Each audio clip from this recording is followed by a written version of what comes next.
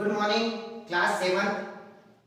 हमने हिंदी में part 1, part 2, part 3 complete कर लिए हैं और उसके क्वेश्चन आंसर भी कंप्लीट कर लिए हैं। तो अब हम चलेंगे अगले पार्ट की तरफ और उसका नाम है 1857 का महासंग्राम, है ना। पार्ट 4 हिंदी का 1857 का महासंग्राम और पेज नंबर 19। तो सबसे पहले आप अपनी बुक ओपन कीजिए हिंदी की और पेज नंबर 19 निकालिए। पार्ट 4 1857 का महासंग्राम, हम इसे रीड करेंगे। ओके, तो सबसे पहले 1857 का महासंग्राम आपको बताइए कि अभी जस्ट इसी महीने में 15 अगस्त गया है, जब हमें 15 अगस्त को क्या मिला था? स्वतंत्रता मिली थी। क्या मिली थी? स्वतंत्रता। किससे? अंग्रेजों से, है ना। तो यही 1857 का जो महासंग्राम है ये तब भी ऐसे ही जो है स्वतंत्रता के लिए हुए थे, ये संग्राम, ये युद्ध हुए थे, है ना। और बहुत सारे शहीदों ने, बहुत सारे महापुरुषों ने हमारी स्वतंत्रता के लिए बलिदान दिए हैं और उन्हीं की बदौलत आज हम स्वतंत्र हैं, है ना। तो हम इस चैप्टर को अच्छे से रीड करेंगे। ओके, तो हम स्टार्ट करते हैं 1857 का महासंग्राम। 1857 में भारतीय स्वतंत्रता संघर्ष अनेक दृष्टियों से महत्वपूर्ण रहा। 1857 में क्या था? जो भारतीय स्वतंत्रता संघर्ष, जो संघर्ष हुए, है ना, जो युद्ध हुए या लड़ाई हुई, वो अनेक दृष्टियों से महत्वपूर्ण थे। इस वर्ष के 27 जून से लेकर 17 जुलाई तक के 21 दिन एक विशेष मायने में ऐतिहासिक है। कब से? 27 जून से लगाकर 17 जुलाई तक जो ये दिन थे, 21 दिन काउंट करे हैं, ये बहुत महत्वपूर्ण थे, है ना, ऐतिहासिक मायनों से। ये महत्वपूर्ण क्यों थे, इस बारे में भी हम इस पाठ में पढ़ेंगे। इस दौरान शेष भारत भले ही गुलाम रहा हो, पर कानपुर आजाद था। पूरा भारत गुलाम रहा हो इन दिनों में, लेकिन कानपुर क्या था? कानपुर आजाद था। इन स्वर्णिम दिनों में कानपुर शहर की बात हो नाना साहब धोडूपंत पेशवा ने संभाल रखी थी। इन 21 दिनों में कानपुर की बागडोर किसके हाथ में थी? नाना साहब धोडूपंत पेशवा ने संभाल रखी थी। तब अदालतों और शहर का सारा प्रशासनिक कामकाज नाना साहब के बड़े भाई बाबा भट्ट को सौंपा गया था। किसको सौंपा गया था अदालतों का सारा कामकाज? बाबा भट्ट को, जो नाना साहब के बड़े भाई थे। आजादी की हवा मई में ही धीरे धीरे बहनी शुरू हो गई थी। मतलब लोग जो है वो मुद्दे उठाने लग गए थे, आंदोलन करने लगे थे कि हमें आजादी चाहिए। 4 जून 1857 की आधी रात को भारतीय सैनिकों ने अंग्रेजों का खजाना लूट लिया। क्या करा? 4 जून की आधी रात को क्या करा? 4 जून 1857 को आधी रात को हमारे जो सैनिक थे, भारतीय सैनिक थे, उन्होंने क्या करा? अंग्रेजों का खजाना लूट लिया। नवाबगंज स्थित खजाने पर तैनात टिक्का सिंह ने विद्रोहियों की मदद की। नवाबगंज जो था, वहां पर जहां अंग्रेज सैनिक जो थे, किसने संभाल रखी थी अदालत की बात को? नाना साहब के बड़े भाई बाबा भट्ट ने, है ना। और 4 जून की आधी रात को अंग्रेजों का खजाना किसने लूट लिया? भारतीय सैनिकों ने लूट लिया। और इसमें किसने मदद करी?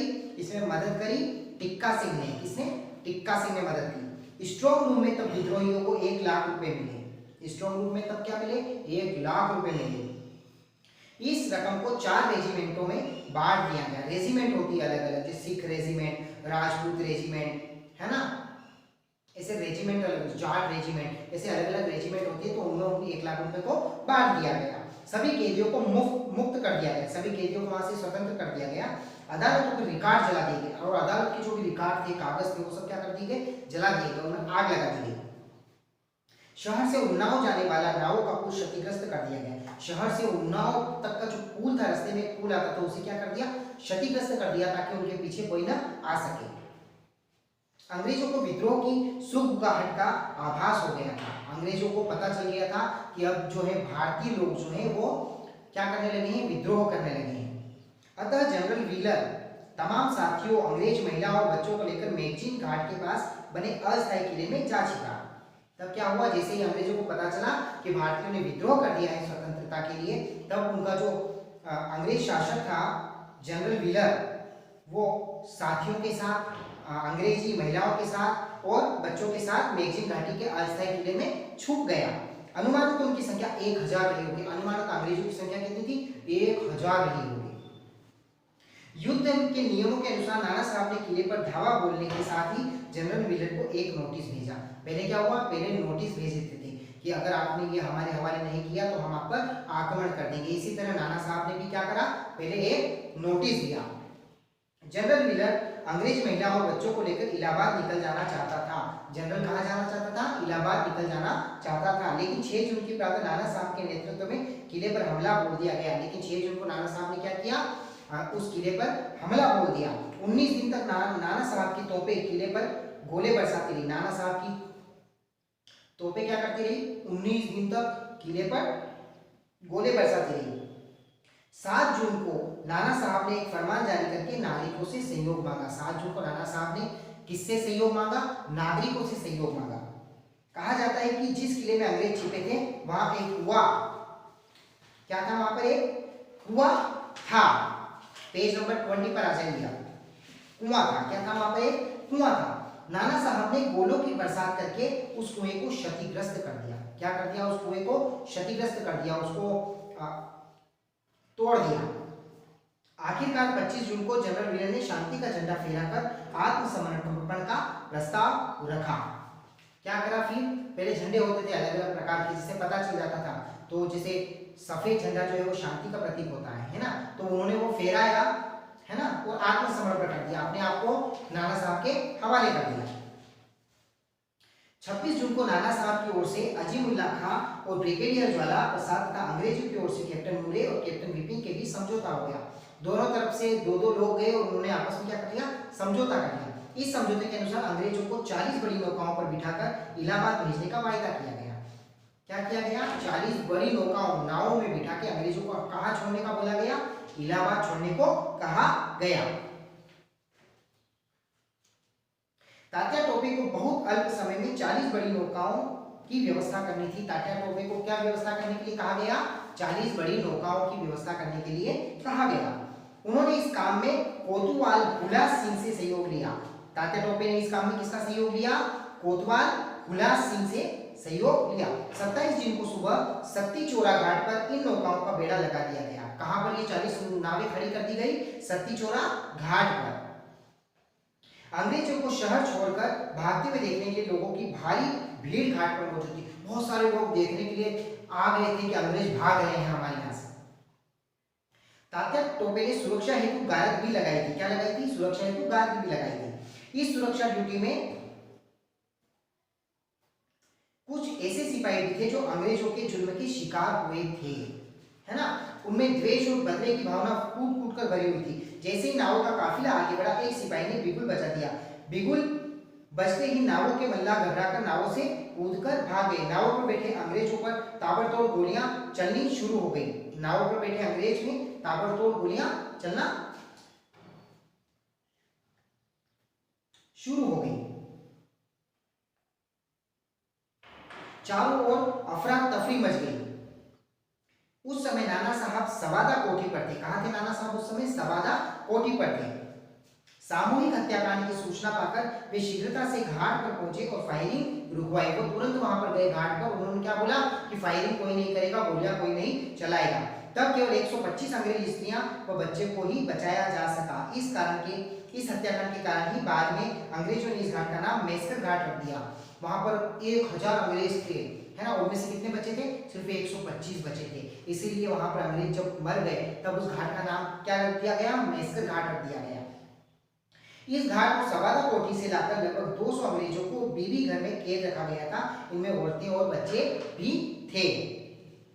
इसके बाद 27 जून 1857 को कानपुर शहर पर भारतीयों का कब्जा हो गया।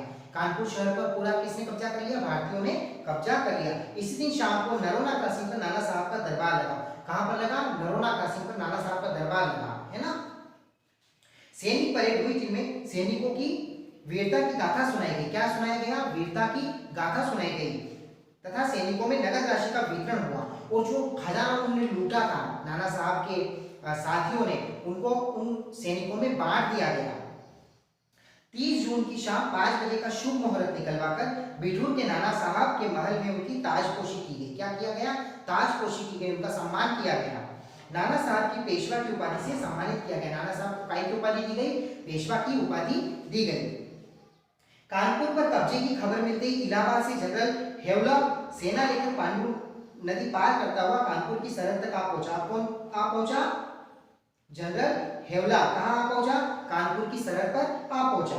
15 जुलाई 1857 को फतेहपुर जनपद के ओम गांव में ब्रिगेडियर ज्वाला प्रसाद, जनरल टिक्का सिंह और मौलवी लियाकत अली ने हेवलॉक की फौजों का सामना किया। क्या हुआ? इन दोनों में युद्ध हुआ, आमना सामना हुआ, पर उन्हें पीछे हटना पड़ा। तात्या टोपे हेवलॉक का सामना नहीं कर सके। तात्या टोपे हेवलॉक का सामना नहीं कर सके। दूसरे दिन 16 जुलाई की सुबह स्वयं नाना साहब अपनी फौज लेकर चकेरी के अहिरवा गांव के पास डट गए, लेकिन हेवलॉक की जीत हुई। नाना साहब भी अपनी फौज लेकर गए, हेवलॉक से युद्ध किया, लेकिन हेवलॉक यहाँ पर भी जीत गया। इसी बीच बीबी घर में कैद लगभग 200 अंग्रेज महिलाओं और बच्चों को मौत के घाट उतार दिया गया और उनकी लाशों को कुएं में फेंक दिया गया। जो 200 लोग अंग्रेजों की कैद थे, जिनमें बच्चे थे, अंग्रेजी महिलाएं थी, उनको क्या किया गया? मौत के घाट उतार दिया गया। 17 जुलाई की सुबह कानपुर फिर गुलाम था। 17 जुलाई की सुबह कानपुर को फिर अंग्रेजों ने गुलाम बना लिया था। नाना साहब का शासन स्वीकार करने के कारण शहर के निवासियों को 3 लाख रुपए का जुर्माना लगाया गया। कितना जुर्माना लगाया? 3 लाख रुपए का जुर्माना लगाया गया। इस जुर्माने की राशि से मेमोरियल वेल, यादगार कुआं तथा पार्क तैयार किए गए। इसे अब नाना राव पार्क के नाम से जाना जाता है। किस नाम से जाना जाता है? नाना राव पार्क के नाम पर जाना जाता है। 20 जुलाई को ब्रिगेडियर नील कानपुर पहुंचा। 25 जुलाई को जनरल हेवलॉक ब्रिगेडियर नील को सेना की कमान सौंपकर कूच कर गया। ब्रिगेडियर नील कानपुर पहुंचे 20 जुलाई को। 25 जुलाई को जनरल हेवलॉक को पूरा कानपुर सौंप दिया। क्या कर दिया? पूरा कानपुर उनके हवाले सौंप दिया और वे वहां से चले गए। तो ये था हमारा पार्ट 4, है ना। 1857 का महासंग्राम, 21 दिन का ये महासंग्राम था। ओके, तो ये हमारा पार्ट कंप्लीट हो गया है। अब इसके आगे जो प्रश्नोत्तर है वो मैं आपको सेंड करूंगा, तब आप अपनी फेयर कॉपी में इसे कंप्लीट कर लीजिएगा। ओके, तो आज के लिए इतना ही। All the best, thank you very much, God bless you.